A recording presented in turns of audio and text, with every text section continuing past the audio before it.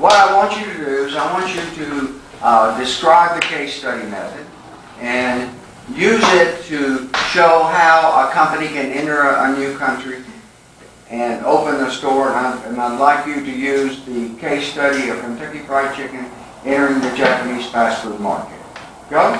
Okay, when Kentucky Fried Chicken decided to enter to the Japanese fast food market, they first of all analyzed some factors. But we have to understand how did they analyze them. They analyzed them by using the case study method. The case study method is a way to study cases, separating it into facts, analyzing them one by one, then putting them back together and make a conclusion about the problem. We will think that entering to a foreign country and opening a new restaurant or a new company will be very easy. They will get used to the restaurant, but that's completely false. We have to analyze many cases. In this case, the first case that Kentucky Fried Chicken analyzed was competition. Competition is two or more entities fighting for the same goal or purpose. I can give you some examples about competition. Actually, first you can explain what an entity is. Well, an entity is a group of parts working together for the same goal or purpose. I'm sorry, I don't get the concept. I'm a little cowboy from Texas. Yeah, you are an entity. Let me explain you why. Because you have parts of your body working together for the same purpose. For example, your kidneys, your lungs, your head, your brain are working together to keep you alive. That's the purpose of an entity. Habla is an entity. Okay, I got it. Continue. Okay, thank you.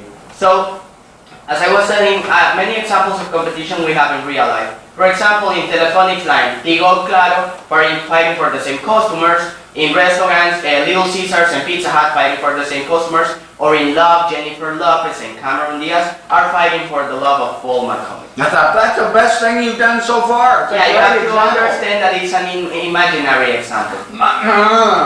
Continue. Okay, we will think that competition is very bad for everybody, but we have to analyze like in a coin, both of the sides. The first side is a company. Is competition good or bad for the company? It depends of how much competition the company has.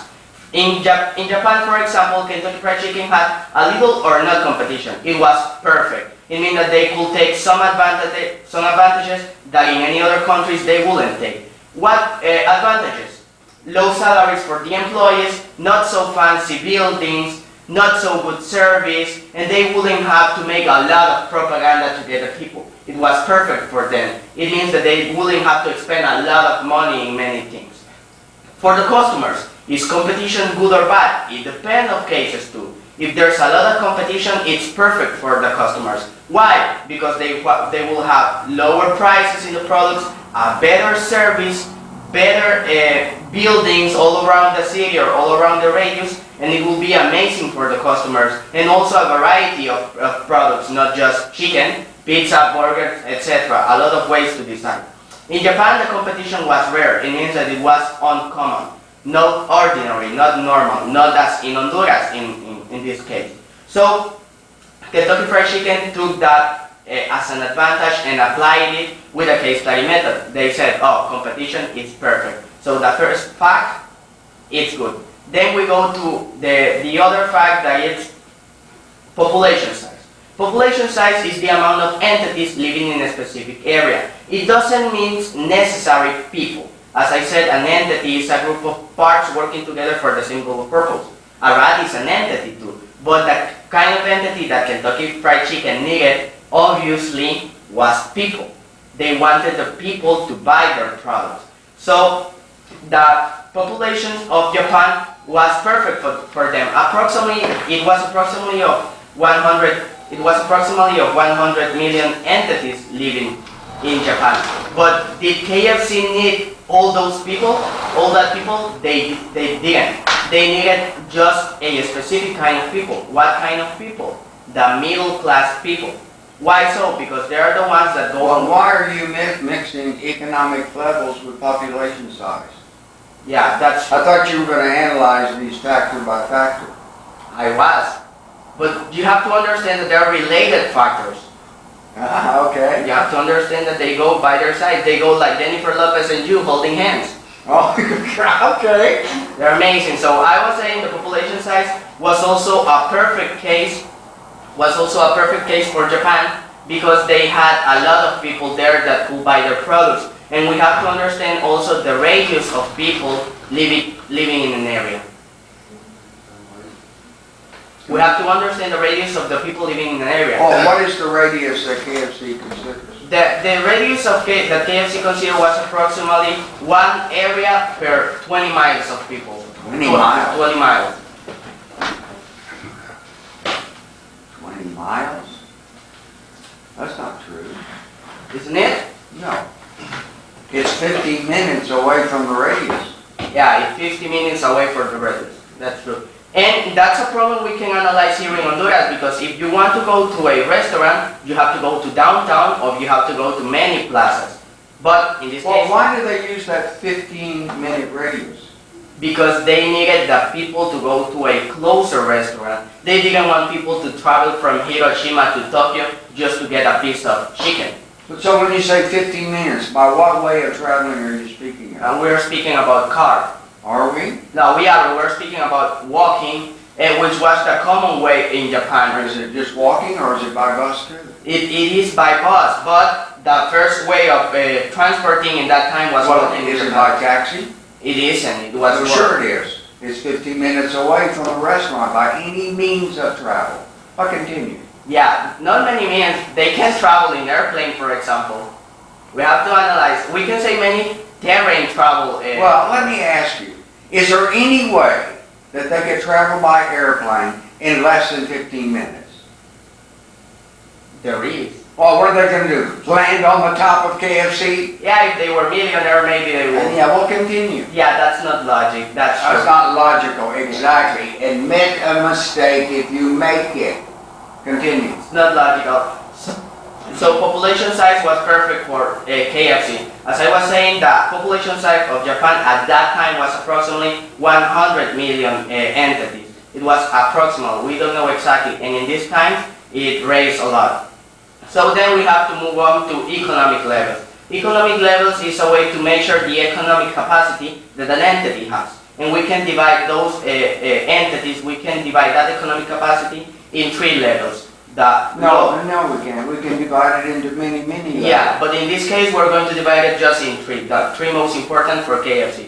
First of all, we have the low class, we have the middle class, and we have the upper class. The low class was the less common in Japan. And the most common. The less common? Lower class is the less common entities in a country? I said in Japan. In Japan? Are you telling me there are more upper class in Japan than there are lower We have to class? analyze the middle class too. And I'm going to No, explain it's a very simple question. You're saying the most common was, the less common. so you're saying there are less poor people in Japan than there are rich people? There's also middle class, not only upper. No, we don't have to look at that. You're saying that the least common, that means comparing the 3, is the lower class. So you're telling me there are more lower class in Japan than there are middle class and upper class? Is that what you're saying? It is. Well, it's absolutely wrong. There's no country in the world that has more rich people than poor people. Somebody has to do the work so the rich people can have the money. But continue. Yes, that's why we have to analyze what the people consider themselves in. But first, let's analyze the lower class. The lower class are kind of people that send their children to public school. They use public transportation, or maybe they just go walking to their jobs. They're that kind of people that work most of the time in their day, and they celebrate. Are they important to KFC? They are. Not important at all? They are important, but not as much as the middle class. Okay. And then we move up to the middle class. The middle class entities are the ones that, yeah, maybe they have an average car, maybe they use public transportation, they send their children to public schools or maybe to private schools, and they go to fast food restaurants to celebrate maybe 2 times per month or 3 times. That's an average. That's the most... Middle class? Yes, the middle class. They go to KFC 1 or 2 times a month to celebrate? Not just to celebrate. I mean, they Well, it can... sounds like you're describing the lower class. The lower class don't go frequently to KFC. They don't. But when they have a birthday or a celebration, They do. do. But you're saying that's the middle class? I don't.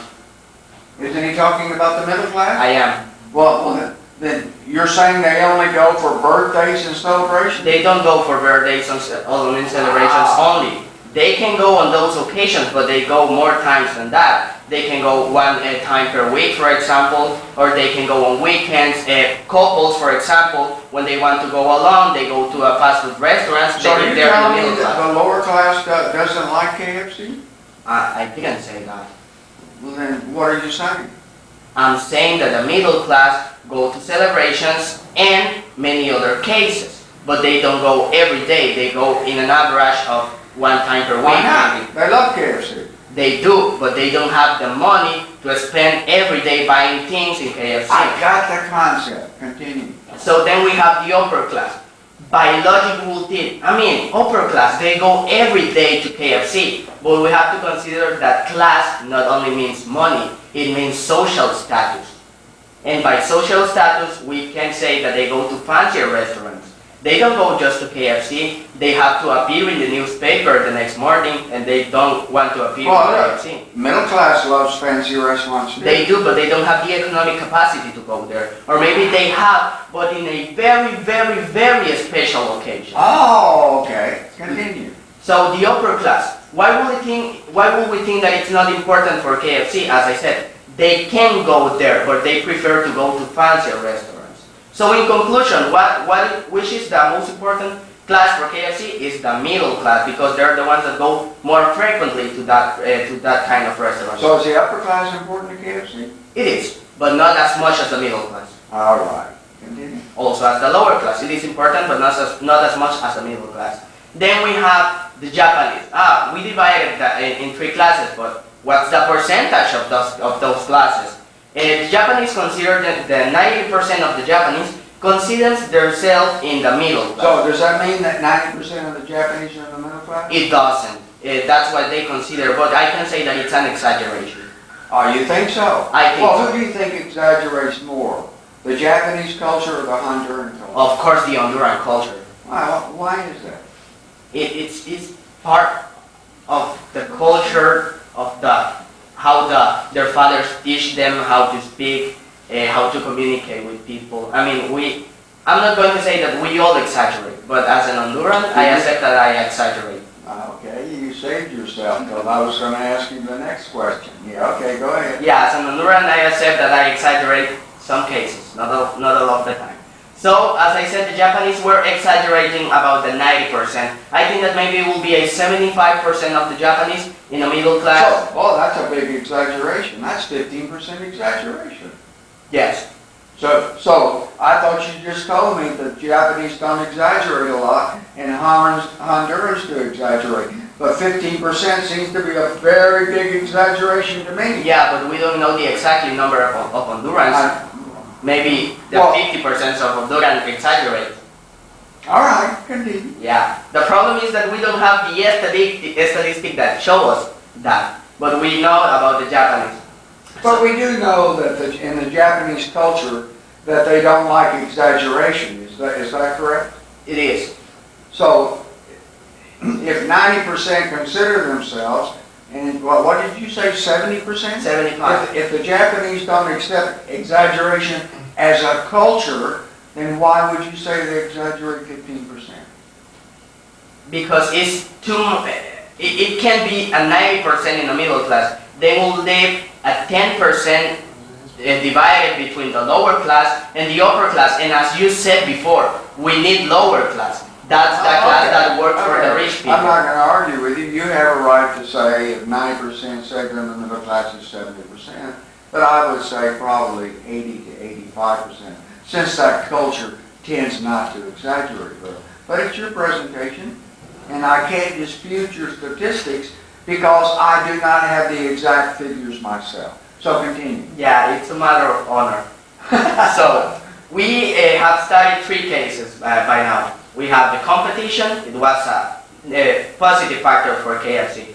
We have population size, that was a positive factor for KFC. And we have economic levels, that was also a positive factor. You defined, originally you said 20 miles, which we know is absolutely wrong. No. It was just a mistake. You're a 16-year-old little boy, and we understand you make those kind of mistakes. He's going to cry. But if you're KFC, what kind of entities would you like to live in that 15-mile radius? The middle class entities? Why? Because they are the ones that go more frequently to that kind of restaurants.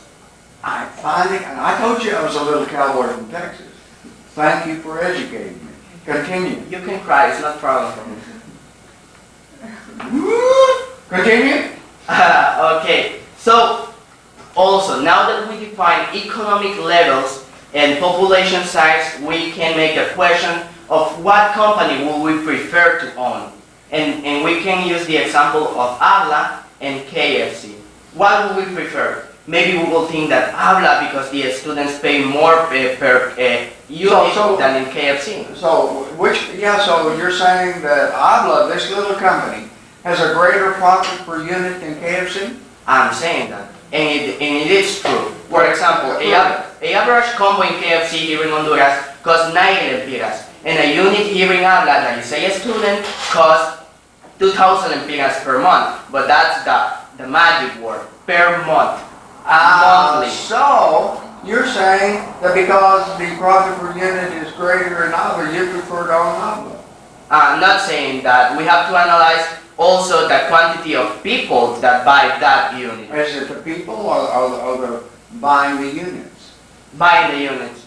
For example, in Habla, a class, it's about 8 or 10 people, and it will be like 10,000 lempiras per month. But in KFC, many people go, not per month, per day to buy the unit. So at the end of the month, who has more profits? Of course, KFC, because they have more entities buying their units. So at the end of the month, what company would I prefer to own? Of course, KFC. Give me a conclusion.